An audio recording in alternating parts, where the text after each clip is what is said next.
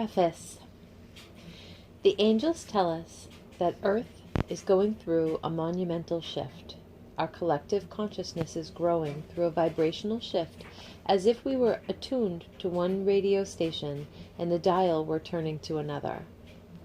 Much of what we assume to be true today is about to change. All of us are about to transform as well, and the angels ask us to get ready. These messages are for you, the angels say, for you came to earth at this time to gain mastery over yourself and discover your own divinity.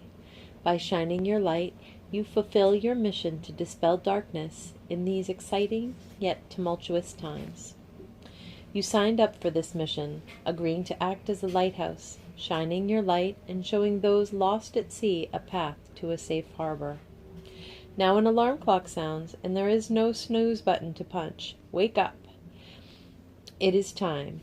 Wake up to your purpose and allow your divinity to emanate from your being and become the light that you are. That is the heart of this book's message and purpose. The angels tell us that the words in this book act as a conveyor of love energy from the circle. Their message prompts us to awaken our latent memories buried deep in our cellular structure. You do not need to understand every concept. This book needs to be felt more than intellectualized. They tell us that these messages activate your feeling centers to awaken your innate knowing and to develop your feminine aspect so you can manifest your multidimensional being and manifest healing, balance, peace, abundance, and joy in your life. Who am I to deliver this message? I have no simple answer. I am a human being who happens to be male with typical worries, responsibilities, family life, bills. In 1997, my wife gave birth to our daughter. During that time, I completed my graduate work at Harvard in psychology and human development. Both my wife, a visual artist, and I were deeply embedded in the realm of manifesting, creating, developing a business, traveling, juggling duties, and, in short, being busy in the dance of life. This dance continued for a few more years. And then something happened in May of 2000 that threw me off my busy trajectory. My close friend from high school suddenly died from an infection from a minor surgery. He was a healthy, smart, and creative. He had a wife and one child like me, and he was spiritual and always seemed joyous. He wasn't, in my scheme of things, supposed to die. His death did not make sense. I was unable to reconcile it and began to search.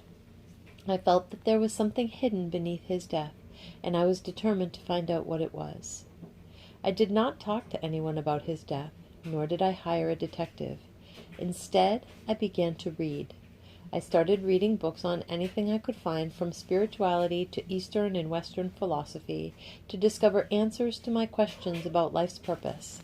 The more I read, the more I wanted to find out. Gradually, I became peaceful with his loss. I discovered a clue and began to follow it. The search allowed me to find more peace and love inside of me, and I felt that I was slowly changing. Through her art and her yearning to explore her own spiritual side, my wife guided us to China, Japan, Peru, the Amazon, India, and other parts of the world where pieces of the puzzle of why we humans are here and what our purpose is came closer together to form a more complete picture. In 2003, we moved to New York City from Boston after selling our business, and while there, I was freer to pursue my spiritual studies, meditate, and move more deeply inside. I was in the metropolitan hub of life seeking stillness. We cooked at home, became vegetarians, meditated regularly, and reduced our busy social life.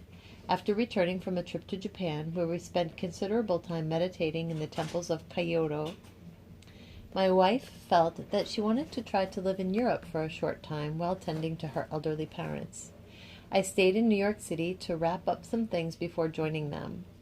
Suddenly, all was quiet. I continued to meditate, to balance myself, and I could feel that my body was vibrating differently. In one morning meditation, I felt as if I did not need to breathe anymore. I was breathing through my skin. At times after meditation, my body would vibrate inside as if I were a light soap bubble sitting on a washing machine. Then, one day in December 2007, while meditating, I heard this voice. This joyful, happy-go-lucky voice said for me to go to the computer and just wait and let go.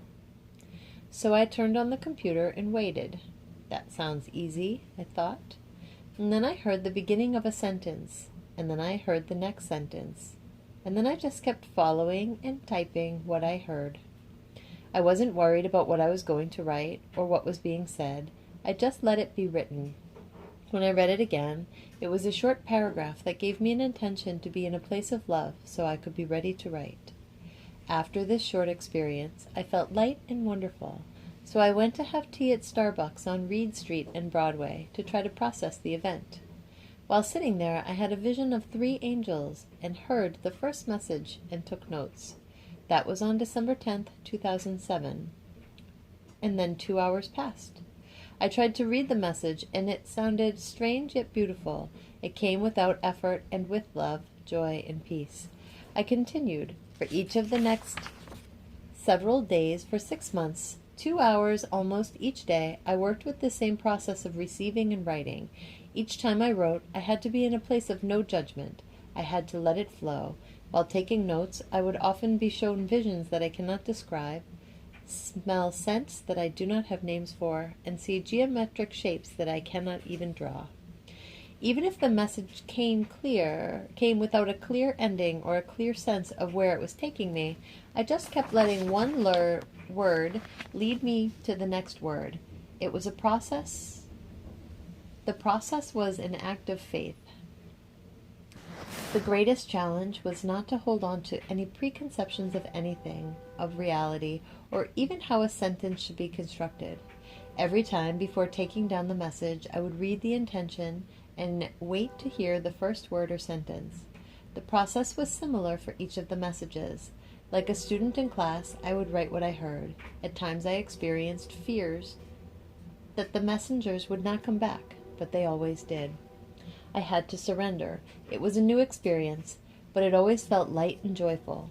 The messages started to bring clarity to my life and my own challenges. Whereas I might normally lose balance from a daily challenge, instead I stayed centered. At times, I would get a particular teaching, and the test would come that same day.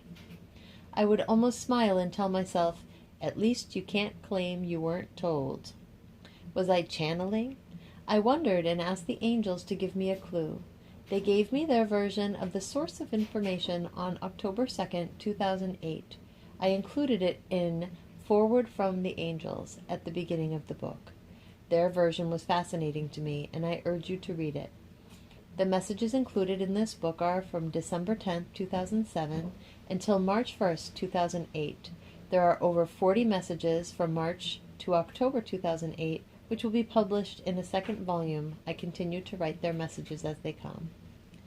The process of taking notes and allowing these messages to come to light was both humbling and a great honor. I do not presume to know more than you. I do not presume to be able to explain all of it. I was given a task to be a clear vessel that allows the energy of love and light to come through me to reach you. I do not see myself as a teacher, but as a student. The angels tell me that you, the reader, have asked for and actually manifested this book. They tell me that this information is not new to us, and that we already know everything written here. They tell us that they are here just to remind us of our divinity and nudge us to remember our mission and shine our light.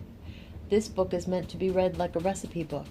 Flip through the message guide portion at the end of the book, scan it, and whatever paragraph seems to draw your attention, go to that message. This book has the spirit of the circle and is not meant to be read in a linear fashion. Trust that you read what you need to know for this very moment. These messages work magic for me. The angels tell me that this book is a bridge between our reality and theirs, and by just reading it, things will begin to shift in our lives. They certainly shifted in mine. They ask that you trust the process and allow it to flow. Know that you are always loved and never judged, and know that you are a divine angel and a master of your own life. Know that the time is now for you to wake up to your mission and shine your light, and so be it.